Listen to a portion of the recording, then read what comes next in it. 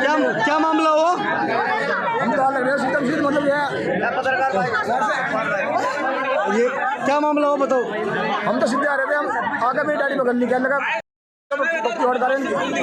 मेरे पली पड़ गए तो उस पली पड़ गए दोनों। तो आपको डंडे से ये बुरी तरीके से लाठी डंडे से मारना नहीं, ये बहुत बुरी तरीके से माहौल खराब करना चाहते थे और घर के अंदर आकर के लाठी डंडों से मारपीट गई। बोलो क्या मामला हुआ?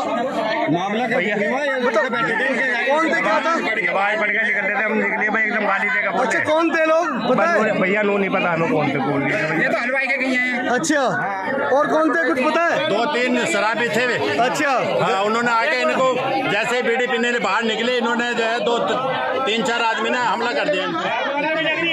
उनके 2 आदमी को ये देखो बहुत बुरी तरीके से इसको बजाया गया और ये देखो घर के अंदर घुस करके बहुत बुरी तरीके से माहौल बिगाड़ना चाहते थे लोग।